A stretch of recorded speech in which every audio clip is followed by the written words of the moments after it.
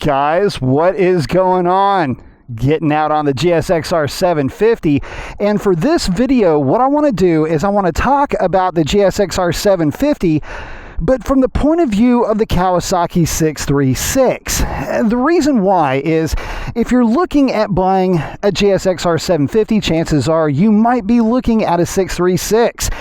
And I gotta say, they could not be further from each other and still be the exact right answer to whatever question it is that you have when it comes to which middleweight four-cylinder is the best. So straight away, compared to the 636, the GSXR 750 is lower and it feels smaller.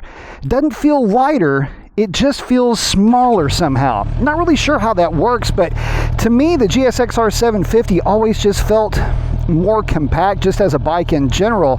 The 636 feels like just a step bigger. Okay, so enough of that initial preamble. Let's get this thing rolling. So, full disclosure, the 636 that I'll be talking about is my 636, which has everything you can do done to it, I think. Just about, anyway. It's got FT-ECU quick shifter. It's tuned by Two Wheel Dyno Works. It's got a full M4 exhaust. It's got Two Wheel Dyno Works velocity stacks. A ton of work put into the suspension to get that thing to where it would respond basically as good as a GSXR 750 is when it's stock. But in terms of power,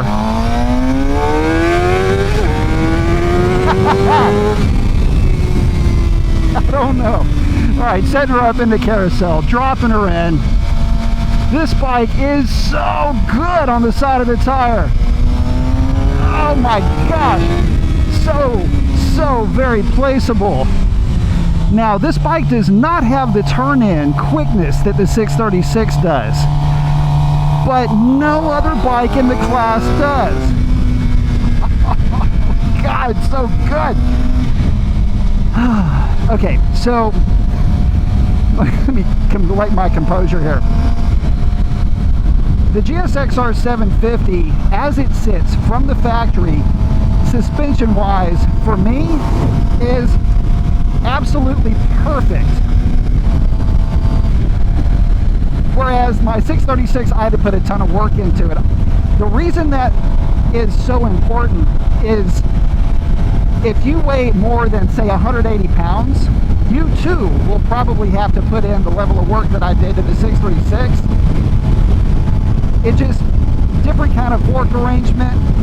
It's got the SFF forks, as opposed to the BPF forks that the Suzuki comes with.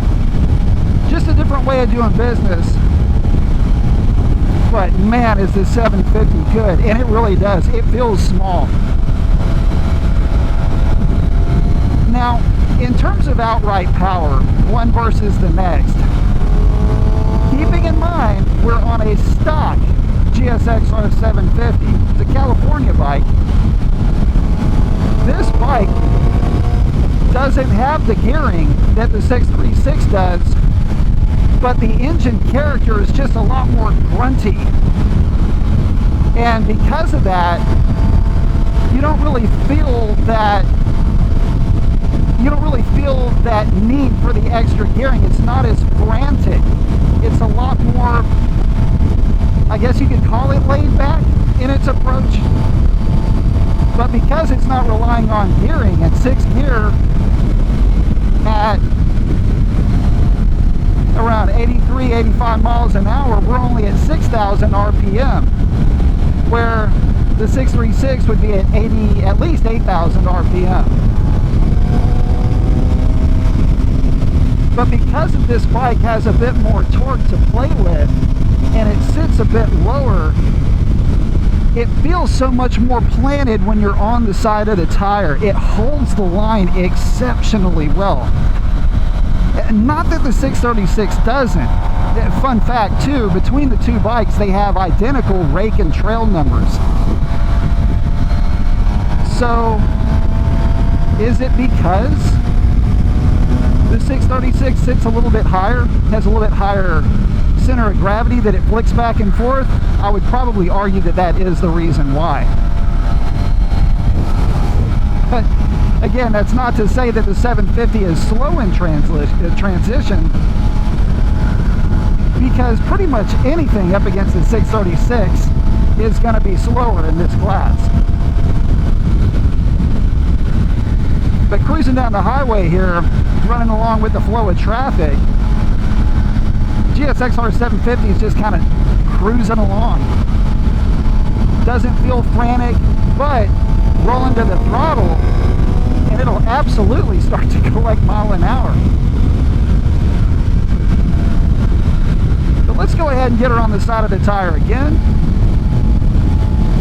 Try to talk you through a quick run through our favorite little sweeper over here. Third gear, address our gear. We are on the brake, setting her up, dropping her in. S22 tires are so good. Power on, exit. Oh, so good. Catch it down, Chip. Trail brake. Yeah. In to see our favorite pair of stop signs. Hi, guys. And guys, it felt slow doing that. No joke. It's just so good. That's where the two bikes are kind of similar in terms of handling, but where the difference lies is that the 636 will snap, has a faster roll rate, but it feels like the GSXR 750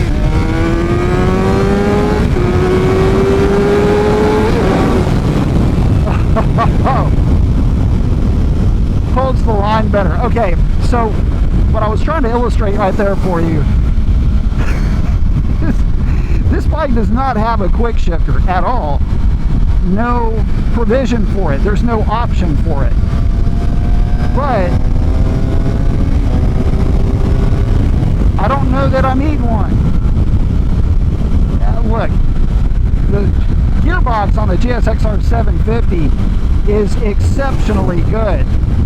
The 636 has a slicker gearbox, but again, I'm talking about my 636 with the upgrades that I had to do to that bike to get it to act right. But in general, the Kawasaki does have a slicker feeling gearbox, but the Suzuki feels more connected. And it feels like it has a shorter shift throw. So it is so natural on this bike to row through the gears just by, you know, fanning the clutch and preloading and then shifting the shift lever like a lot of us grew up doing. You know, there were track days and hooning around before there were quick shifters and technology.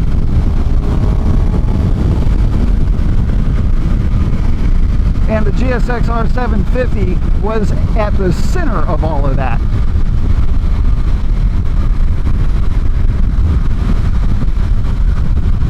And so it just feels natural to not have a quick shifter on this bike. I know guys will say, well, you can add one. Yeah, I guess you could. I just don't feel a need to. And I've got a 636 that has one, and it's taken a lot of work to get it right. And there for a while, I was honestly getting like a certain kind of way, like it was quick shifter anxiety with that bike. But this thing is so slick. The throttle response is so good on downshifts that is it gonna do any different? Is it gonna be any better? I don't know. If I were to put a quick shifter on it, which I just don't see a need to.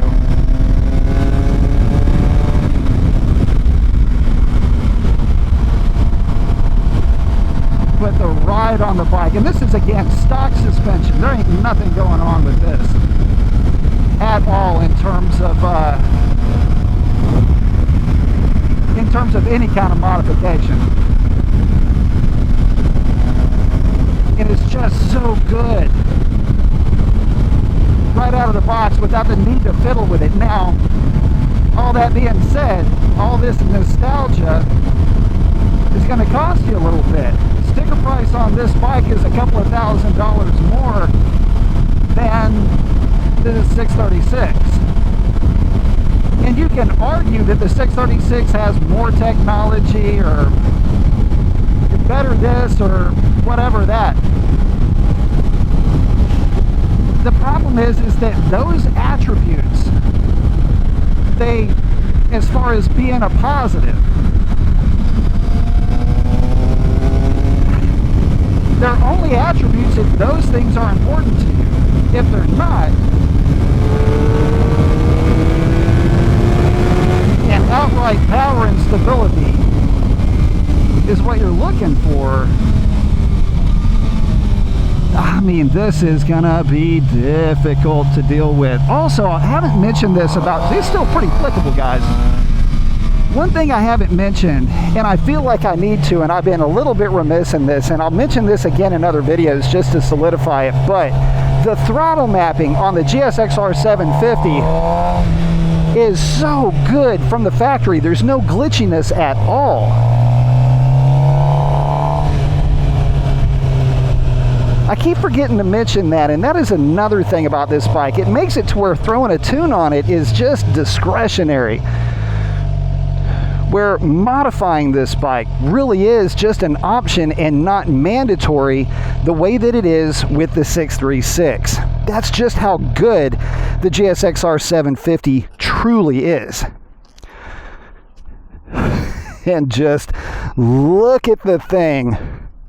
I mean, it is absolutely a thing of beauty. I love the lines on this bike. To me, it's timeless. Where the 636 is super edgy, which fits that bike because of the handling characteristics, the GSXR 750 and the 600, God, they're more curvy. They're more organic, I guess you could say. So for that, man, I don't know. The appearances, that's going to be subjective, but I got to tell you, GSXR 750 is awesome right out of the box with nothing done. Once you start throwing exhaust and tune and everything else like that, they just get even better still.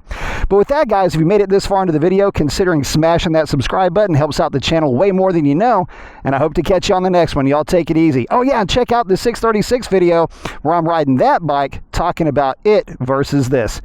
Have a good one.